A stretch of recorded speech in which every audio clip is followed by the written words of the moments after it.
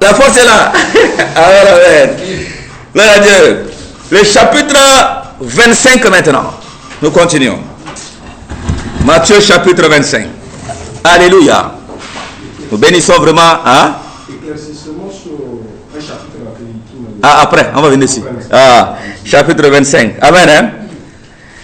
Alors, le royaume des cieux sera semblable à 10 vierges qui, ayant pris leurs lampes, allèrent à la rencontre de l'époux. Alléluia. Toujours ça parle de l'épouse et de l'époux. Noces. Alléluia. 5 d'entre elles étaient folles et 5 sages. Les folles, en prenant les lampes, ne prirent point d'huile avec elles, mais les sages prirent avec leurs lampes de l'huile dans les vases.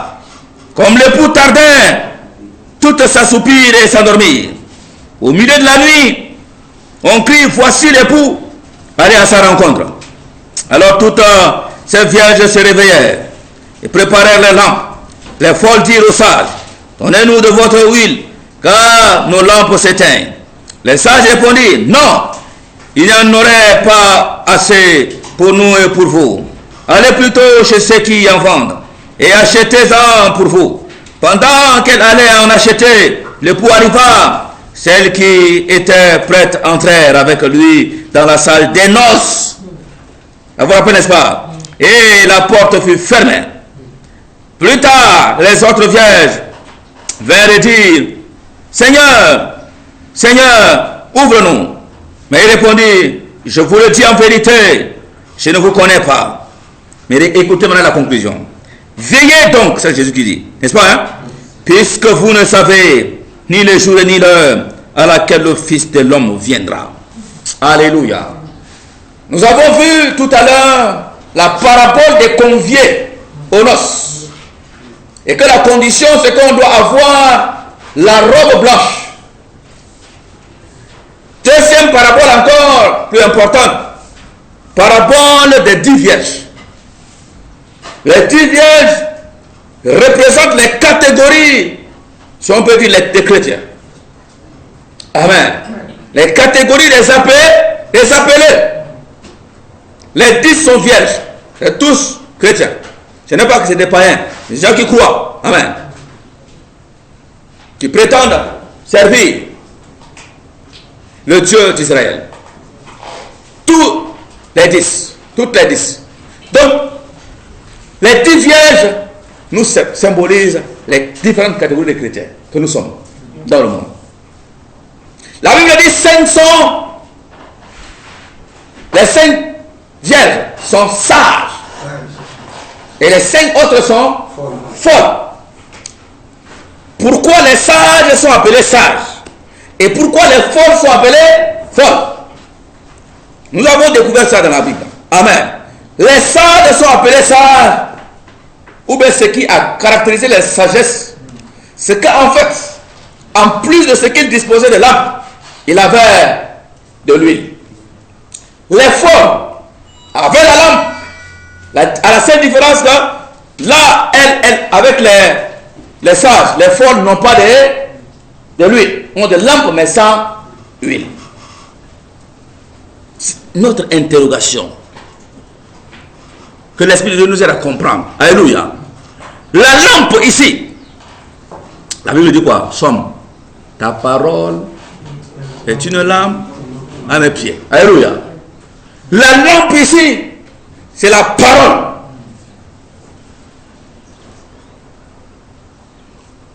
Les 10 ont la parole. Les 10 connaissent la parole. Mais la parole seule ne suffit pas. Ah, les 2 acteurs, la nouvelle alliance, n'est-ce pas, hein? La parole et le Saint-Esprit. L'huile symbolise le Saint-Esprit. Le feu, sans l'huile, sans le pétrole, ça ne marche pas. La lampe est là comme ça, mais il faut qu'il y ait pétrole, l'huile dedans. 2 choses, la parole et le Saint-Esprit. C'est ce qui nous sauve. Jésus va dire à Nicodème, tu dois naître de nouveau. Naître de nouveau comment? Naître de la parole. Naître du Saint-Esprit. Tu dois être rempli de ma parole, la mettre en pratique, rempli du Saint-Esprit, conduit par le Saint-Esprit. J'avais dit que tous les 3 premiers chapitres de Jean parlent de ça. La parole, la parole, la parole. Très très important. Donc, chrétien, il ne suffit pas de connaître les versets bibliques. Il ne suffit pas de réciter notre Père qui est aux cieux. Il ne suffit pas de réciter notre... Non, ça ne te sauve pas. Si tu ne l'appliques pas par le Saint-Esprit. Nous devons aspirer au Saint-Esprit. Il y a des chrétiens qui ne croient pas au Saint-Esprit. Il y a des chrétiens qui ne croient pas même aux manifestations du Saint-Esprit. Il y a des chrétiens qui ne... Ils sont là, la parole. Mais quand tu entres dans les paroles, dans les prophéties, dans les dons du Saint-Esprit, ils te rejettent, tu es rosicrucien. On doit comprendre. Le Saint-Esprit là. Regardez, quand le peuple dans le désert avait soif, ils sont allés où? Dieu les a orientés où? Vers le rocher. Du rocher était sorti quoi? L'eau qui les a abreuvés. Jésus va dire que celui qui a soif vient à moi. C'est-à-dire que sans le Saint-Esprit, vous avez comme un vélo avec sa chaîne. Quand vous roulez, ça résonne, c'est ennuyant. Il y a la chaîne, il n'y a pas lui. Alléluia. Ici, les vierges sages, ce sont ceux qui méditent jour et nuit la parole de Dieu, la mettent en pratique et adorent par l'Esprit le Père. Alléluia. Ils désirent le Saint-Esprit. Seigneur, remplis-moi du Saint-Esprit. Seigneur, enseigne-moi ta parole. Remplis-moi du Saint-Esprit. Seigneur, équipe-moi. Seigneur, enflamme-moi. De moi, je ne peux rien faire. Par le Saint-Esprit, je veux adorer sans cesse. Seigneur, remplis-moi de ton Esprit Saint. Seigneur, enflamme-moi. Saint-Esprit, guide-moi pas. Saint-Esprit, je ne peux pas t'ignorer. Esprit de Dieu, sans toi, je ne peux rien faire. Esprit de Dieu, je te désire. J'ai soif de toi. Saint-Esprit. Il a dit, je vais vous envoyer le Saint-Esprit. Regardez, quand il a enseigné tout, déjà ses disciples, à la veille de son départ, dans Luc 24, 49, il les a réunis, non? Il a dit, écoutez, je vous ai enseigné, hein, c'est bon, mais restez ici, à Jérusalem. Ne sortez pas pour aller évangéliser. Il vous reste quoi? Le Saint-Esprit. Alléluia. Hey, 2 acteurs. Et regardez même, Dieu va envoyer Jean-Baptiste pour venir. Il a prêché quoi? La repentance, en baptisant d'eau. Et l'eau, c'est pour nous amener à la repentance. L'eau aussi, c'est pour nous amener la parole de Dieu. Et Jésus nous baptise du Saint-Esprit. 2 acteurs. J'avais dit également, je citais également Ézéchiel 37. Amen. Hein? Cette révélation. Dieu a dit à Ézéchiel, n'est-ce pas, déclare les paroles. Et les ossements étaient, il y avait des chairs. Amen. Hein? Qui les ont couverts. Il déclare les paroles. La Bible dit que Ézéchiel a prophétisé. C'est la parole. La première étape, c'est la parole. Formation par la parole. Et Dieu dit quoi? Appelle les vents. Appelle. C'est le Saint-Esprit. Et ils sont devenus une vie, une armée. C'est pas ça? Donc il y a la parole, il y a le Saint-Esprit. Il n'y a pas autre chose. Si nous voulons aller au ciel, enseignement guidé par le Saint-Esprit. Nous sommes au pied du Saint-Esprit. Nous devons aspirer au Saint-Esprit qui nous enseigne. Aimons les enseignements. Aimons le temps de jeûne et de prière.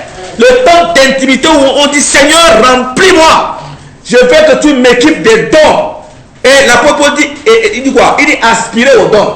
Ça veut dire quoi? Si tu veux ça, tu vas avoir. Seigneur, je veux les dons. Équipe-moi, remplis-moi du Saint-Esprit. Être rempli du Saint-Esprit, c'est quoi? C'est comme quoi? Quelqu'un regarde comme un verre qui est rempli d'eau. Ça peut rester 2 mois, 3 mois. Hein? Mais ça tarit, ça s'évapore. Et jusqu'à 6 mois, 1 an après, le verre est vide. Amen. Toi qui es là, tu es là chaud. Reste chaud jusqu'à la fin. Hein? Ta dimension là ne diminue pas. Comment? Lis la parole jour et nuit. Dieu dit à Josué, médite la jour et nuit. Alléluia. Donc soyons des vierges sages. Comment? en lisant la parole de Dieu, comme nous sommes en train de faire. Continuons dans ça. Et aspirons au don du Saint-Esprit. Jésus a dit quoi? Que celui qui veut boire là, vienne, n'est-ce pas? Il faut d'abord aspirer. 2 acteurs. Maintenant, j'ai dit, mais il y a des dénominations qui ne veulent même pas entendre parler du Saint-Esprit. On est tous dedans, hein, vierges. La parole de prêche ne veulent pas croire au Saint-Esprit. C'est dangereux. Nous devons croire au Saint-Esprit. Nous devons aspirer au Saint-Esprit. Nous devons travailler avec le Saint-Esprit.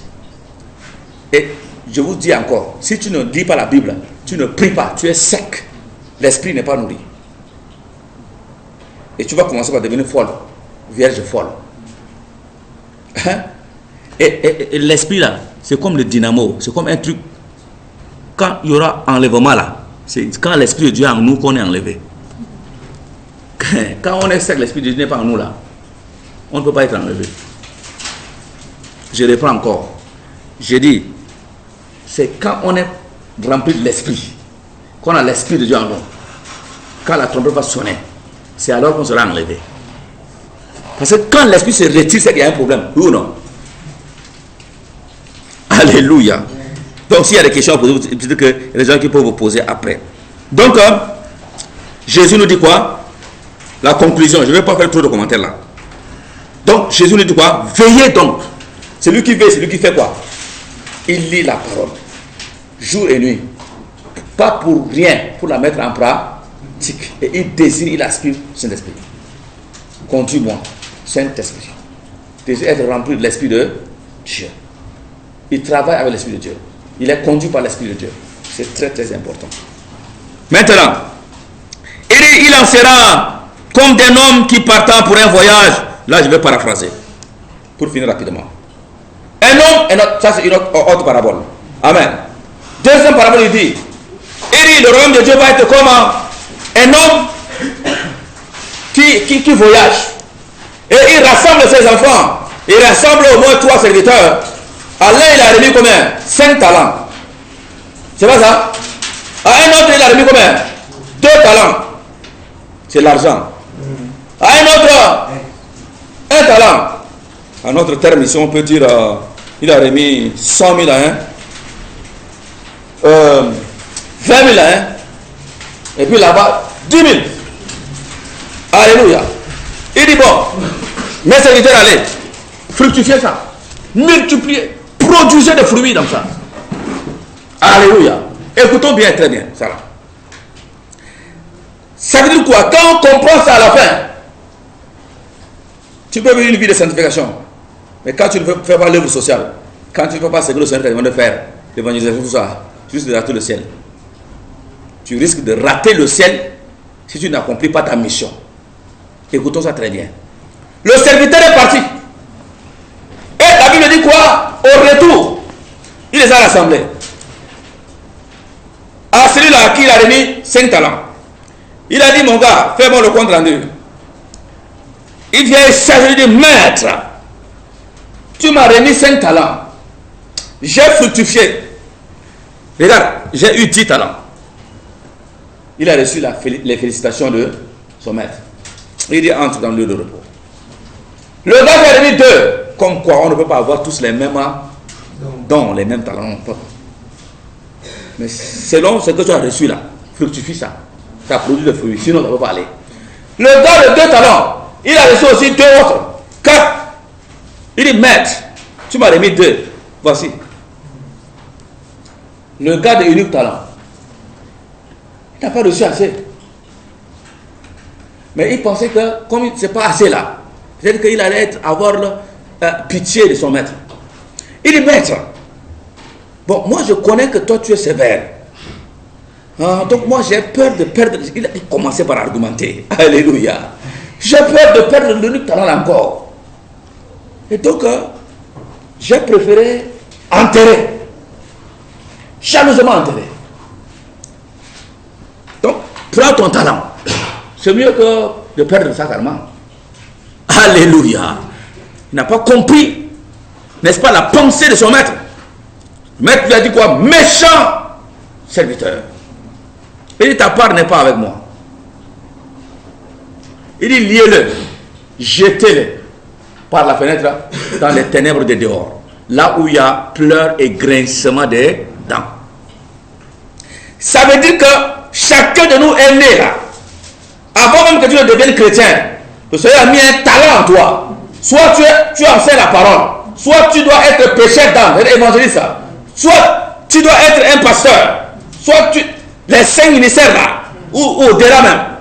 Il y en a, tu as un travail, il y a une mission pour laquelle tu es venu dans le monde. C'est parce que tu ne demandes pas à Dieu seulement. Dieu il t'attend seulement. Comme tu aimes tout le monde, tu es là-bas, tu ne demandes même pas. C'est le temps où on doit venir devant le Seigneur. Qu'est-ce que tu veux que je fasse pour toi? Seigneur, tu veux que je fasse quoi pour toi? Je ne veux pas que tu me poses des questions demain, méchant serviteur, parce que j'ai enterré les talents. Seigneur, s'il y a des talents en moi que j'ai enterrés, révèle-moi ça. Il va te révéler. Seigneur, tu veux que je fasse quoi pour toi? Seigneur, vraiment, par ton esprit, réveille tous les talents qui tombent en moi. Je veux mettre en valeur ça. Je ne veux pas que tu me dises que moi je suis méchant. Je ne veux pas aller en enfer à cause de ça. Il va te le dire. Et tu ne demandes pas parce que tu aimes le monde. Tu aimes les choses du monde plus que ça. On comprend par là. S'il te dit que tu es évangéliste, par toi, beaucoup de gens doivent être sauvés. Par toi, des prostituées, des voleurs, des drogués doivent être sauvés. Mais tu ne peux pas faire ton œuvre, ton travail. Quelquefois, il te rappelle même, il te parle même. Dans les sons, il te parle. Alors que c'est le temps de la moisson, attention. Hein. Attention. Quand c'est le temps, le Seigneur te parle, il faut partir. Tu vas. Le voleur va être libéré. C'est le temps de ce voleur-là. Le Seigneur veut le libérer. Et ce voleur va maintenant mettre en pratique aussi, également son talent qui est là. Peut-être qu'il est aussi un pasteur, tu ne connais pas. Il va aussi sauver les âmes. Alléluia. Peut-être que le Seigneur t'a dit, toi tu as compassion, toi c'est pour prier pour les gens. Pendant que tu es en train de prier dedans, un intercesseur, Seigneur je te prie, pour les bien-aimés qui sont là en mission là-bas, Seigneur agis au nom de Jésus. Seigneur je te prie pour ce quartier, le quartier de ton là, les voleurs sont nombreux, les personnes sont là, libère les Seigneurs, libère les Seigneurs, libère les Seigneurs, envoie des évangélistes, envoie les pères. Seigneur je te prie, quand tu pries comme ça, le ciel est alerté, le Seigneur exauce. Et tu vas voir que 2-3 jours après, un prostitué s'est converti, un voleur s'est converti, le grand bandit s'est converti. Qui a fait ça? C'est toi qui es à genoux là. Tu as mis en valeur ton talent. Chacun de nous doit mettre en valeur. Regardez, même les doigts n'ont pas le même niveau. Dieu nous qualifie à un corps. Ah, et la tête là, c'est Jésus. Toi tu es moi ici doigt, toi tu es tête, toi tu es tête. Je ne peux pas avoir ton talent, c'est pas possible. On ne peut pas avoir les mêmes talents. Bon, mais maintenant si nous ne mettons pas ensemble, ça va être comment? Je disais hier par rapport à qui il était venu en retard. Il était venu, il a dit mais comment on va faire? Parce que le Seigneur ne nous a pas donné le plan de pêche. On va continuer en attendant comme ça. Hein? On va faire une rencontre en attendant. Mais après le Seigneur lui a dit mais il a demandé au Seigneur comme on vient de dire là. Seigneur, qu'est-ce que tu veux que je fasse? Il se voyait en train de prêcher avec baffle incorporé. J'ai dit bon, il faut qu'on achète par la grâce du Seigneur. Aujourd'hui, je crois que tu vas aller acheter. C'est bon, tu as acheté. On va prier sur ça. Je crois que c'est le moment. Celui-là, c'est un évangéliste. C'est-à-dire que ça boue en lui dans la rue. Lui, la même chose. Hein, qui encore? Même à Satiré, c'est un évangéliste. Hein? Achille, c'est un évangéliste. Achetons ça. Commençons déjà. Commençons. Il y a des moments où on peut sortir ensemble. Le Seigneur peut nous dire, allez à tel village, on va aller. On va élaborer le plan, on va partir. Mais d'abord, de petits sortir dans la rue, là. Sortons. Venons, restons ensemble. Adorons ensemble. Mais recevons les instructions. Allons aussi. Mettons en pratique les talents. Oh non, tu sais que moi, là, vraiment, je suis un grand évangéliste. Mais quoi? Mais là, Dieu ne va pas écouter. Le gars ici a dit, mais il n'a pas écouté. Il dit, bon, mais sort. Il a renvoyé. Alléluia. Donc ça veut dire que si on ne sert pas encore le Seigneur, tu vas me dire que non, tu ne connais pas encore parce que tu es encore païen. Non, tu es païen, tu es né. Avant que tu ne sois né, le Seigneur te connaissait déjà. Il a mis le talent en toi. C'est pas pour rien que tu viens dans le monde, c'est pas un hasard. Le Seigneur connaît. Alléluia. Donc ça veut dire que rien que si on ne met pas en valeur le talent, vous savez le Dieu, vous savez le Seigneur, c'est encore un problème sur nous. Merci Saint-Esprit. On continue. Pour finir. 31. Autre parabole encore. Lorsque le Fils de l'homme viendra dans sa gloire, avec tous les anges, il s'assiera sur le trône de sa gloire. Toutes les nations seront assemblées devant lui. Il séparera les uns avec les autres, comme le berger sépare les brebis avec les boucs. Il mettra les brebis à sa droite et les boucs à sa gauche. Alors le roi dira à ceux qui seront à sa droite, venez, vous qui êtes bénis de mon Père, prenez possession, écoutez ça très bien, je ne vais pas trop commenter, du royaume qui nous a été préparé dès la fondation du monde. Car j'ai eu faim, écoutons bien, l'œuvre sociale maintenant. Premièrement ici, ce qu'on a vu, vierge sale, folle et sage, ça parle d'une vie de sanctification par la parole et par le Saint-Esprit. C'est pas ça? 2 ici, ça parle de quoi? L'œuvre du Seigneur que nous devons faire. Absolument, tu dois travailler pour le Seigneur. 3, ça parle de l'œuvre sociale. Je vais paraphraser. Amen. Et la parole dit quoi? Il va dire à ceux qui sont à sa droite, entrez dans mon repos. Parce que j'ai eu faim. Vous m'avez donné à manger. J'ai été en prison. Je vais aller me visiter. Bon, j'étais malade. Je vais aller me visiter aussi. Ah? Je n'avais pas d'habit. Je vais donner. Extra. Et puis, ça dit quoi? Ces gens ils vont dire, mais maître, ce que tu dis là, on ne comprend pas. Mais tu étais en prison où d'abord nous on était allés te visiter. Toi Jésus comme ça là. Toi Jésus comme ça, tu étais manqué d'habits, on t'a donné à des habits. Tu n'avais pas à manger, on t'a donné.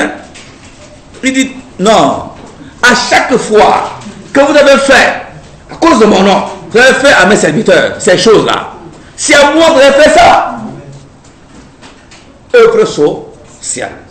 Et maintenant il va dire quoi? Il va dire à ceux qui sont à sa gauche, retirez-vous de moi, je ne vous connais pas. Il les envoie dans les ténèbres dehors, là où il y a grincement des dents. Parce que j'ai eu faim. On ne m'a pas donné à manger. Je n'avais pas d'habit. On ne m'a pas donné. J'étais en prison, personne n'est venu me voir. Tout est fait, tout est extra. Et ils vont répondre, ils vont dire, hey, maître, il faut dire la vérité. Quand tu étais en prison, on ne t'a pas le voir. Toi comme ça, Jésus. Quand tu n'avais pas à manger, on t'avait donné à manger. Et arrêtez. À chaque fois que vous n'avez pas pu faire ces choses, n'est-ce pas, à mes serviteurs, à cause de moi, c'est à moi. Alléluia. On comprend ici quoi? Et Jacques va nous dire quoi?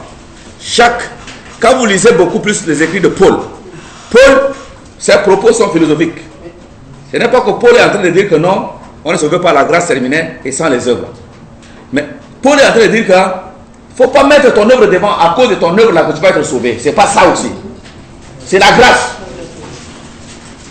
Donc ça, quand tu lis Paul, il faut comprendre comme ça. Quand tu viens sur Jacques te dit, la foi sans les œuvres est morte.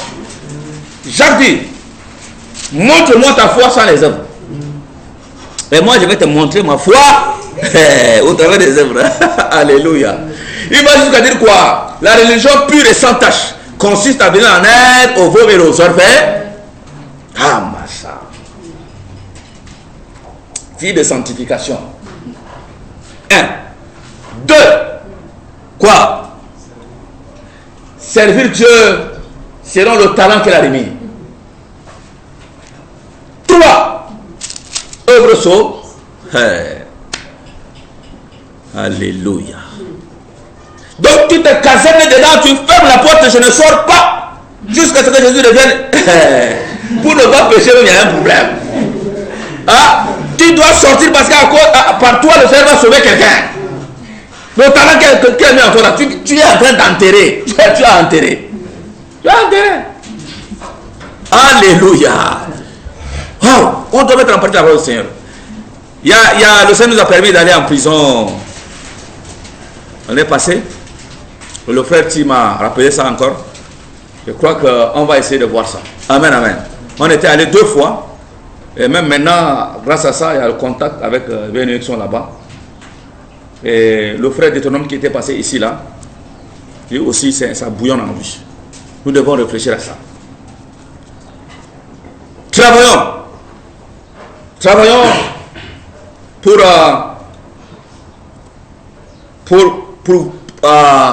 pour voir à nos besoins, mais mettons aussi à côté pour servir le Seigneur. Ça peut être une tablette. C'est quoi? Tu vends les choses dehors, vendeur ambulant, tout ça. Mais, pour le Seigneur, les offrandes, tout ça. Je crois qu'en cette année 2021, nous devons penser à ces choses. On dit souvent, mais on n'est pas sorti pour visiter les veuves et les orphelins avec des trucs. On est allé en prison 2 fois, c'est vrai. Nous bénissons le Seigneur pour cela. Mais on n'a rien fait. Nous devons penser, le Seigneur nous interpelle par rapport à ça. Le Seigneur nous interpelle. Chacun doit jouer son talent. Tu es prophétesse, tu es prophète, mais tu as de jouer ton rôle. Très important. Et déjà, le fait qu'on soit comme ça dans le groupe, ça permet à chacun de mettre en valeur son talent. Voilà. Et puis là, on est équilibré et on est ensemble, on fait l'œuvre du Seigneur. Très, très important.